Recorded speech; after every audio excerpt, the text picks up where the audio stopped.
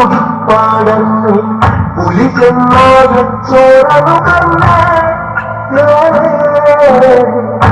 കാടിനകമേ കരഞ്ഞേ ചുടുകാട്ടിലെറിഞ്ഞ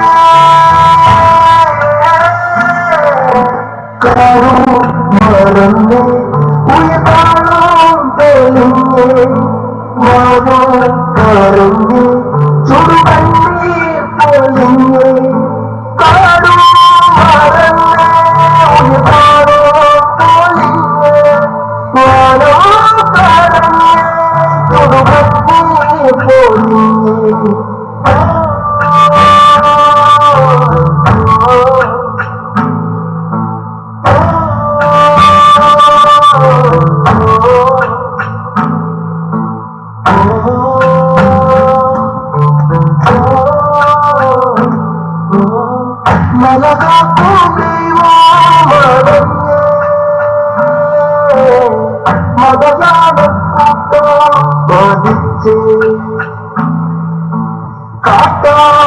കാട്ടാറുപാടന്ന് പുലി ചെന്നാലച്ചോറു കണ്ണേ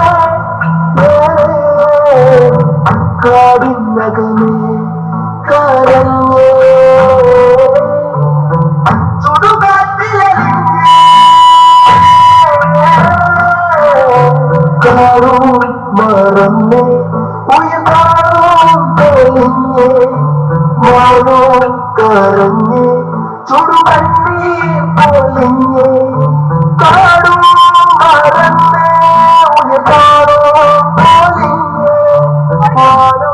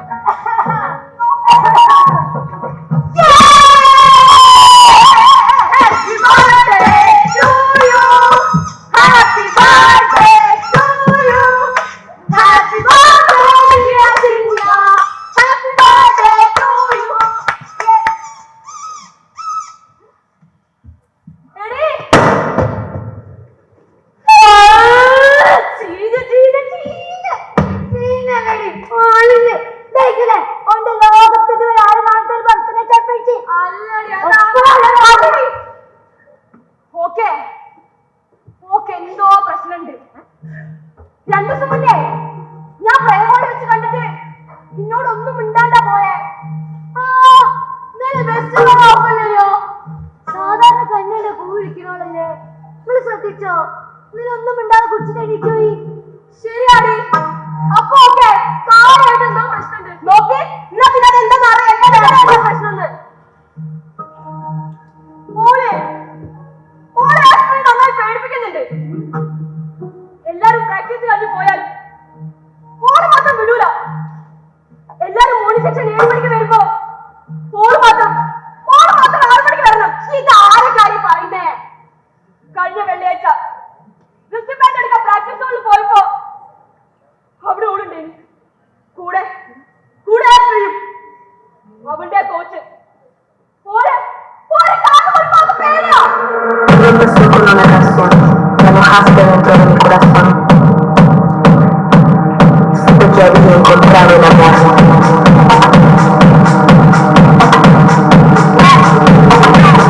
Supe que había encontrado el amor.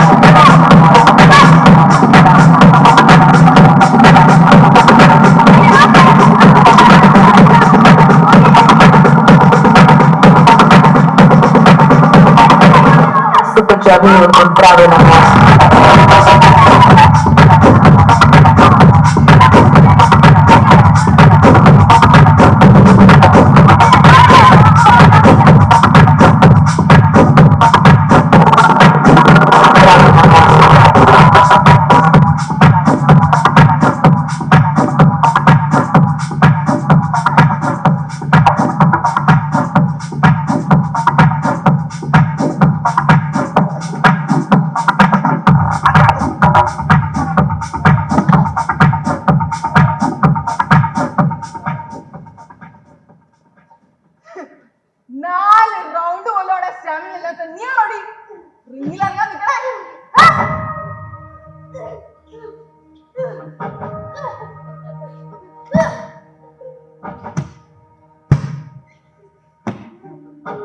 മതി എന്നെ കഴിക്കാനായിരുന്നു നാളെ ഒന്ന് കഴിക്കണം. നിനക്കൊന്നും പറഞ്ഞിട്ടുള്ള പണി അല്ലടി. നീയേ ഒരു കാര്യം നേരെ മെസ്സിലേക്ക് ചെല്ല്. വേറെ വെച്ചിട്ടുണ്ടോ മൂക്കുമുട്ട തിന്നോ. സ്പോർട്സ് കോട്ട എന്ന് പറഞ്ഞ റെപ്യൂട്ടഡ് കോളേജിൽ കയറിയാ പിന്നെ എല്ലാം തികഞ്ഞതാണല്ലോ. ഇതിലേക്ക് ഗ്രാൻഡൊന്നും കോപ്പൊന്നും പറഞ്ഞ് സാധ്യമാകും വേറെ ബാക്കിയുള്ളവന്നെ നികുതിക്കണം. ഞങ്ങളുടെ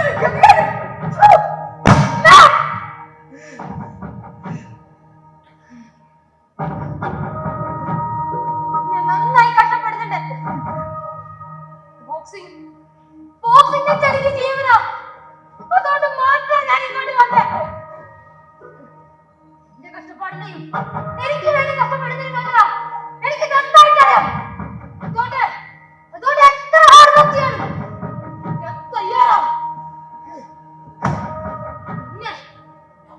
കിട്ടുന്ന ചാൻസ് നിങ്ങളുടെ ഔദാര്യമല്ല, ഒരു അവകാശം. കുഞ്ഞു നടുവടിഞ്ഞ ഒരു കൂട്ടത്തിന് നട്ടൽ നിവർന്ന് നിൽക്കാനുള്ള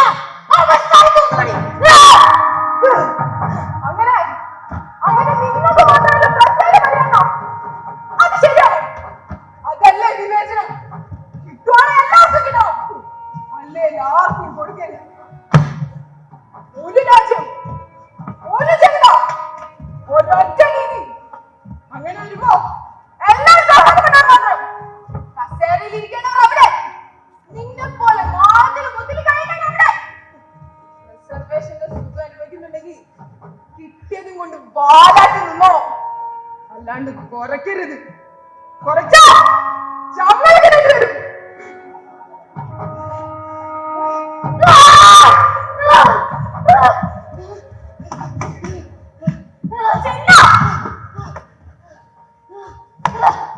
മതി, നീ റൂമിലേക്ക് തന്നെ കുറച്ച് നേരം റെസ്റ്റ് എടുക്ക്. ഇങ്ങനെ പ്രാക്ടീസ് ചെയ്താൽ നീ ചത്തുപോകും.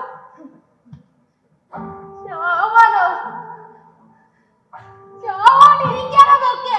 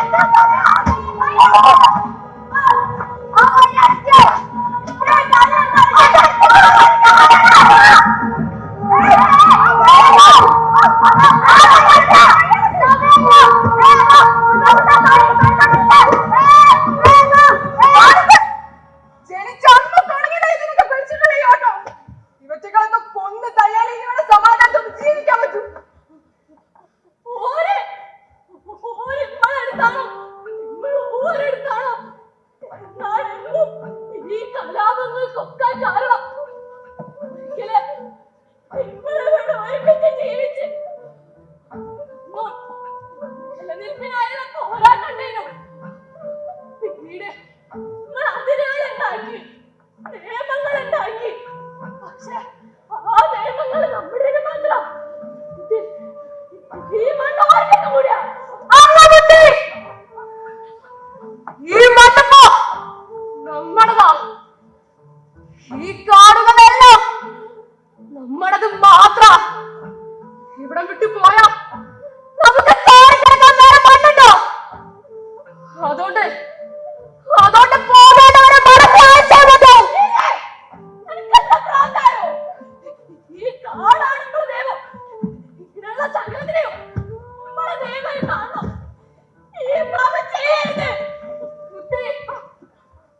ഓർമ്മണ്ടോ, എനിക്കൊരു കുടുംബം സ്വന്തം ഒന്ന് പറഞ്ഞ് ഈ ലോകത്തിന് മുന്നിൽ ചൂണ്ടിക്കാണിക്കാനാണ്. ആ നശിച്ച രാത്രിയാ എല്ലാം മാറി പറഞ്ഞ്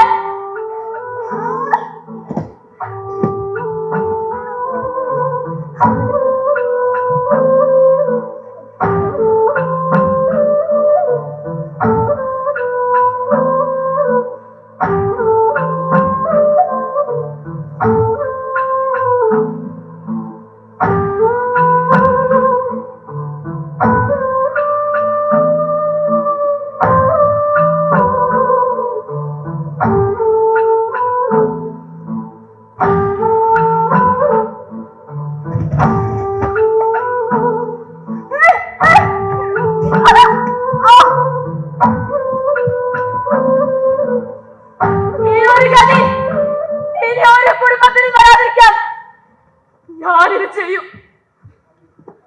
എനിക്കെന്തേ പറ്റിയ എന്റെ കുട്ടീനെ നോക്കാം.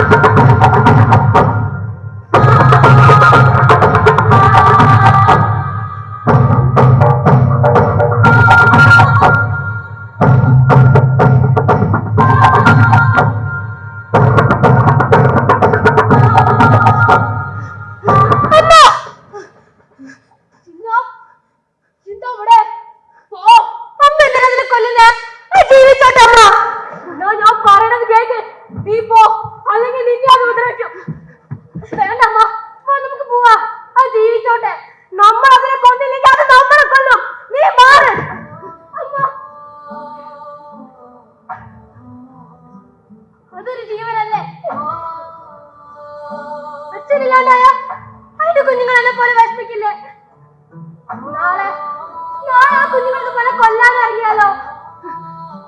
വേറൊരു കുഞ്ഞിനെ അത് അച്ഛനമ്മ ഇല്ലാണ്ടാവൂലേ? ചെയ്യണ്ട അമ്മ. ആ പാപം നമുക്ക് വേണ്ട. ഇല്ല, അമ്മ അത് ചെയ്യണില്ല.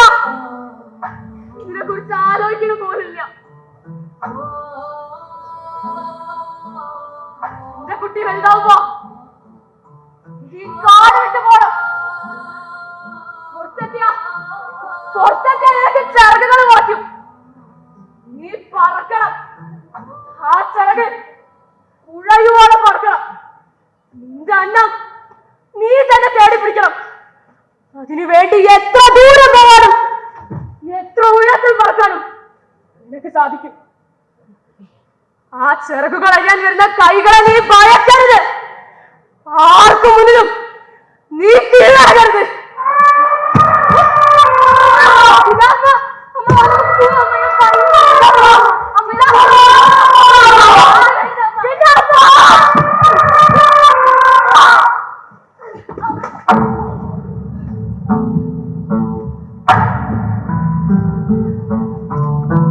മലകാക്കൂ ദൈവം അറിഞ്ഞേ മലയാനക്കൂട്ടം മരിച്ചേ കാട്ടാരൊഴുകിപ്പാടന്നേ ചെന്നായ ചോരം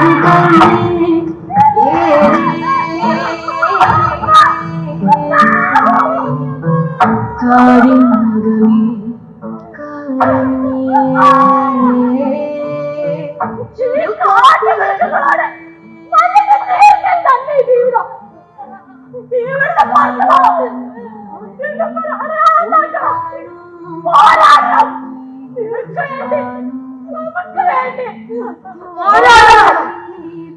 മണ്ണിന് വേണ്ടി ജീവന് വേണ്ടി നീതിക്ക് വേണ്ടി നിനക്ക് വേണ്ടി നീ പോരാടണം.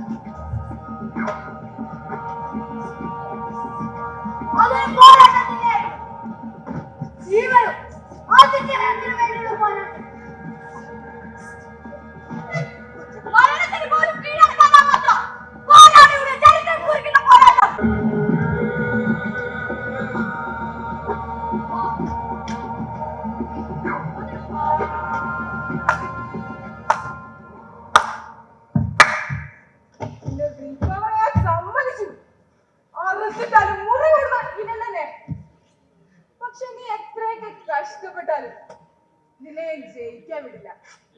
ഇതിന്റെ മോശം കൂടിയോ നീയൊക്കെ ജയിച്ച നിന്റെ പുറകെ ആവേശം കൊണ്ടൊരു കാണുന്നതാണെങ്കിൽ എനിക്കറിയാം. പിള്ളേരൊക്കെ ഇവിടെ കിടന്ന് നിറങ്ങുന്നത് കണ്ടു നിൽക്കുന്നതിന് വേണോ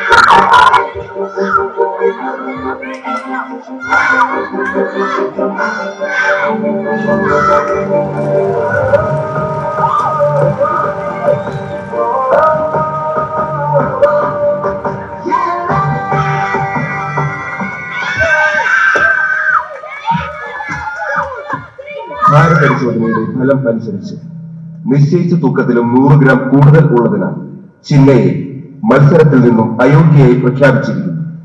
ആയതിനാൽ ഇപ്പോൾ കഴിഞ്ഞ 50 കിലോഗ്രാം മത്സരം റദ്ദു ചെയ്തിരിക്കുന്നു.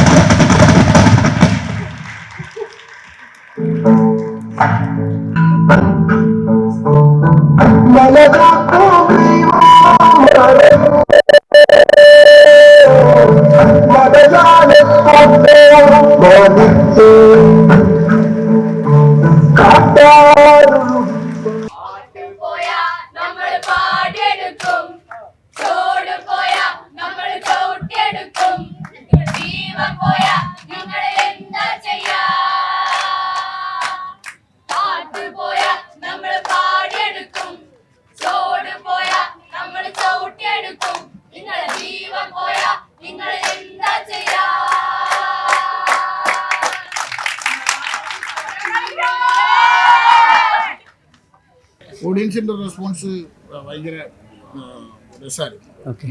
പിന്നെ നിങ്ങൾ അടുത്തൊരു ടീമും ഭയങ്കര എന്താണ് ഇൻസ്പയറിംഗ് ആണ്. അത് സ്റ്റേജിൽ കൊണ്ടുവന്നതായിട്ട് മുഴുവൻ പെൺകുട്ടികളുമാണ്. അപ്പോൾ എന്താണ് ഈ നൈറ്റ് പോക്കറ്റിൻ്റെ ഒരു പോരാട്ടം, പെൺകരുത്ത്, അങ്ങനെ ഒരുപാട് സംഭവങ്ങൾ ഒരുമിക്കുന്നൊരു നാടകമായിരുന്നു. എങ്ങനെ ഉണ്ടായിരുന്നു കുട്ടികളുടെ പെർഫോമൻസ് കഴിഞ്ഞിട്ട്? അതെ, അല്ല നമ്മൾ ഓരോ തവണ ഇവരെ ഓരോ ഇമ്പ്രൂവ്മെൻറ്റ് വാച്ച് ചെയ്യണം. ഇപ്പോൾ സബ് ജില്ല കഴിഞ്ഞു, ജില്ല കഴിഞ്ഞു, സ്റ്റേറ്റിലെത്തി. അപ്പോൾ ഓരോ തവണയും അവർ ഇമ്പ്രൂവ് ചെയ്യുന്നുണ്ട്. പിന്നെ എന്താ വെച്ചാൽ ഒരു തരത്തിലുള്ള നാടക പാരമ്പര്യം ഇല്ലാത്തൊരു കുട്ടികളായിരുന്നു. അപ്പോൾ അവർ ഇങ്ങനെ വന്ന് പെർഫോം ചെയ്യുന്നത് കാണുമ്പോൾ അത് ഒരു സ്കൂൾ കലോത്സവത്തിൻ്റെ ഫൈനൽ സ്റ്റേജാണ് സ്റ്റേറ്റ് ലെവലെന്ന് പറയുന്നത്. അപ്പോൾ അവിടെ എത്താൻ സാധിച്ചതിൽ തന്നെ ഭയങ്കര സന്തോഷം. അവരത് ഭയങ്കര വൃത്തിയായിട്ട് അവരെ ഏറ്റെടുത്ത കാര്യങ്ങൾ ചെയ്തു. എല്ലാവരും ഇൻവോൾവ് ആയി, 100% ഇൻവോൾവ് ആയിട്ടാണ് 10 പേരും അതിൽ പാർട്ടിസിപ്പേറ്റ് ചെയ്തതെന്നുള്ളത് ഭയങ്കര സന്തോഷം. ഇനി അങ്ങനെ ഒരു കൾച്ചർ ആ സ്കൂളിലും ഇവർക്കും ഒക്കെ ഉണ്ടാവട്ടെ, ലൈഫിലും ഒക്കെ ഉണ്ടാവട്ടെ എന്നുള്ളൊരു സന്തോഷം. സ്കൂളിൽ ആദ്യമായിട്ടാണ് സ്കൂളിൽ അവർ നാടകം ചെയ്യുന്നത്. അത്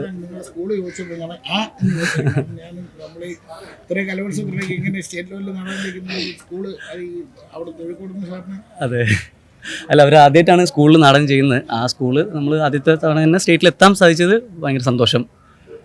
അതിലെല്ലാവരുടെയും ഒന്നാമത്തെ കാര്യം നമുക്ക് പറയാനുള്ള കാര്യങ്ങൾ, നമ്മുടെ രാജ്യം പോയിക്കൊണ്ടിരിക്കുന്ന വളരെ അപകടകരമായ അവസ്ഥയാണ്. അപ്പോൾ ആ സമയത്ത് ഒരു കലാകാരന്മാർക്ക് ഒരിക്കലും ഉണ്ടാതിരിക്കാൻ പറ്റില്ല. അത് നമ്മൾ കലയിലൂടെ അതിനെ പ്രതിരോധിക്കുക എന്നുള്ളത് നമ്മളുടെ ഉത്തരവാദിത്വം കൂടിയാണ്. അപ്പോൾ അത് വിശ്വസിച്ച് പോകുന്ന ആൾക്കാരാണ്. ഇപ്പം ഞാനും ഞങ്ങളുടെ ഒരു സംഘമുണ്ട്, സ്കൂൾ ഓഫ് ഡ്രാമയിൽ നിന്ന് പഠിച്ചിറങ്ങിയ ആൾക്കാരാണ്. നിരന്തരമായിട്ട് നമ്മൾ ഇതിനെതിരെ സംസാരിച്ചുകൊണ്ടിരിക്കുകയാണ്. അപ്പോൾ വിനേഷ് ഫോഗട്ടിൻ്റെ ഇഷ്യൂ ഒക്കെ നമുക്ക് എല്ലാവർക്കും അറിയാം.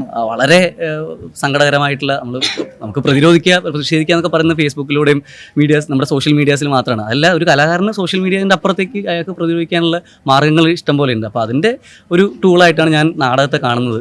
അത് ഇനിയും സംസാരിച്ചുകൊണ്ടേയിരിക്കും, പ്രതിരോധങ്ങളും പ്രതിഷേധങ്ങളും ഇനിയും ഉണ്ടായിക്കൊണ്ടേയിരിക്കും. നാടകത്തിന്റെ സാധ്യത കണ്ടാണോ റെസ്ലിംഗിന് ബോക്സിംഗ്? അതെ അതെ, അത് ഗുസ്തി എന്നുള്ള സാധനം കുറച്ചുകൂടി ഒന്ന് ബോക്സിംഗ് പരിപാടിയാകുമ്പോൾ ഞാൻ അതിനോട് കുറച്ചൊരു താല്പര്യം ഉണ്ടായിരുന്നു. അപ്പോൾ അങ്ങനെയാണ് ഇതിലേക്ക് വന്നത്, എൻ്റെ ഒരു വിഷ്വൽ പരിപാടിക്ക് വേണ്ടി. പിന്നെ കംപ്ലീറ്റ് നമ്മൾ ആ കഥ തന്നെ അങ്ങനെ എടുത്ത് പോകുന്നില്ല. ഇപ്പോൾ വിനേഷ് ഫോഗട്ടായിട്ട് ആൾക്കാർക്ക് തോന്നുവാണെങ്കിൽ തോന്നട്ടെ എന്ന് ഒരു സാധനം മാത്രമേ ഉള്ളൂ. നന്നായിട്ട് തോന്നി. Thank you. ഓ ബിനീഷ്. എവിടെ ഈ പറഞ്ഞല്ലോ ഇതിനകത്ത് പേര് പറയാമോ?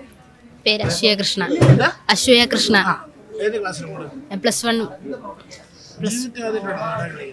First time. അതെ. ഇങ്ങനെ നാടകത്തിൽ ചേരണമെന്ന് തോന്നിയത് എന്താ, അല്ലെങ്കിൽ ആര് പറഞ്ഞില്ല? തോന്നിയത് സത്യം പറഞ്ഞാൽ എൻ്റെ ഫ്രണ്ട് ഉണ്ട് അനാമിക എന്ന് പറഞ്ഞിട്ട്, അവള് എന്നോട് പറഞ്ഞ ഒരു ദിവസം എന്താ നമുക്ക് നാടകത്തിന് സെലക്ഷൻ ഉണ്ട്, അതിനൊന്ന് പോയി നോക്കാന്ന് പറഞ്ഞു. അപ്പം ഞാൻ പറഞ്ഞു ഇല്ല. അപ്പോൾ പറഞ്ഞു BM സ്കൂളിൽ ഫ്രീ ആയിട്ട് പഠിപ്പിക്കാന്ന് പറഞ്ഞു. അപ്പം ഞാൻ ജസ്റ്റ് പോയി നോക്കിയപ്പോൾ എനിക്ക് സെലക്ഷൻ കിട്ടി, അവൾക്ക് കിട്ടിയില്ല. സോ എന്നെ പിടിച്ചിട്ടും ചെയ്തു. എന്നെ പിടിച്ചിട്ടില്ലേ? എന്നിട്ട് ഇങ്ങനെ ഒരു ക്യാരക്ടറാണ് ചെയ്യുന്നതെന്ന് തോന്നിപ്പോ കേട്ടപ്പോ എന്താ തോന്നിയത്? നല്ല പേടിയുണ്ടേനി.